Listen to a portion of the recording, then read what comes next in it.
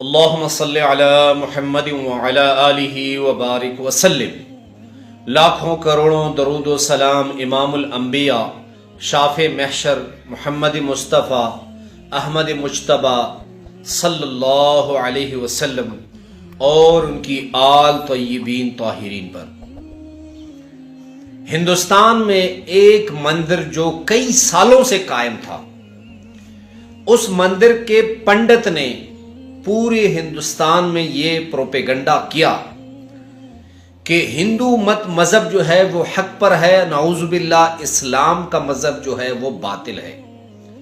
اور اس کی دلیل اس ہندو پنڈت نے یہ دی کہ ہمارا یہ مندر کئی ہزار سال سے قائم ہے،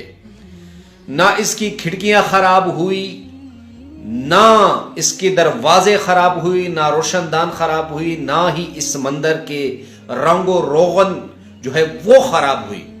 اور مسلمانوں کی مسجدیں جو ہے وہ ہر سال ان کا رنگ و روغن جو ہے وہ خراب ہو جاتا ہے۔ تو اگر وہ اللہ کے گھر ہوتے اور دینی اسلام سچا دین ہوتا تو مساجد کی رنگ و روغن خراب نہ ہوتی۔ تو اس ہندو پنڈت نے اتنا زیادہ پروپیگنڈا کیا کہ مسلمان شش و پنج میں پڑ گئے، اور اس وقت اس پنڈت کو کوئی اس بات کا جواب، اس پروپیگنڈے کا جواب دینے والا نہیں تھا۔ تو اس وقت امام الاولیاء استاد العلماء حضرت شاہ عبدالعزیز محدث دہلوی رحمۃ اللہ علیہ، بہت بڑے اللہ کے ولی اور بہت بڑے عالم، یہ پروپیگنڈا ان تک پہنچا تو حضرت نے کہا کہ فلاں دن میں آپ کے مندر میں آؤں گا اور آپ کی اس باطل اور غلیظ پروپیگنڈے کا جواب جو ہے وہ اسی مندر کے اندر جا کر میں دوں گا۔ تو اسی دن مقرر کی ہوئی دن پر حضرت شاہ عبدالعزیز محدث دہلوی رحمۃ اللہ علیہ وہاں پہنچے، اور پہنچتے ہی مندر میں اندر داخل ہوئے، اور بسم اللہ الرحمن الرحیم پڑھنے کے بعد لو انزلنا هذا القرآن على جبل لرأيته خاشعا متصدعا من خشیت اللہ، یہ تلاوت کرنے لگی۔ اس تلاوت کے ساتھ ہی مندر کی اینٹیں گرنے لگی، دروازے کٹنے لگے، کھڑکیاں ٹوٹنے لگی۔ تو وہ پنڈت جو ہے حضرت شاہ عبدالعزیز محدث دہلوی رحمت اللہ علیہ کے قدموں میں گرا اور کہا کہ حضرت یہ ماجرا کیا ہے، میرا کچھ پردہ رکھ لیں۔ تو حضرت نے کہا کہ اللہ کا کلام اتنا بھاری ہے، اللہ فرماتے ہیں اگر میں اسے پہاڑوں پہ نازل کرتا تو یہ ریزہ ریزہ ہو جاتے۔ یہ تو اللہ کا کرم ہے، اللہ کا فضل ہے، دین اسلام کی حقانیت کی دلیل ہے کہ مسلمانوں کے گھروں میں، مسجدوں میں تلاوت ہوتی ہے اور اس کے باوجود بھی وہ گرتے نہیں۔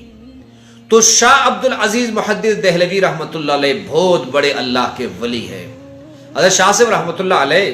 رمضان المبارک سے پہلے اپنے مریدین کو ایک وظیفہ بتایا کرتے تھے اور فرمایا کرتے تھے کہ جو شخص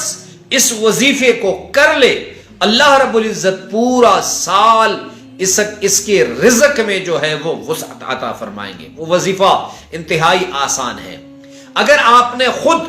رمضان کا چاند دیکھ لیا، یا آپ نے خود دیکھا نہیں بلکہ آپ کو خبر دی گئی کہ رمضان کا چاند نظر آ گیا ہے، تو آپ نے یہ عمل کرنا ہے کہ سورۃ الفتح پارہ نمبر 26 سورہ فتح کو پورا پڑھ لینا ہے، اور اس کے بعد سورہ فتح کی آیت نمبر 1 کو بھی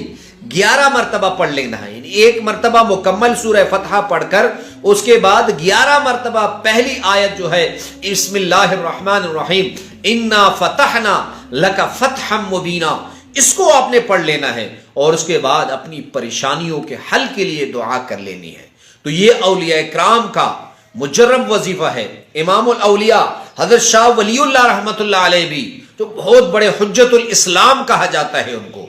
حضرت شاہ ولی اللہ رحمۃ اللہ علیہ رمضان المبارک کی آمد سے قبل اپنے مریدین کو یہ وظیفہ بتایا کرتے تھے۔ یہ رزق میں برکت اور وسعت کا انتہائی مجرب اور زبردست لاجواب وظیفہ ہے۔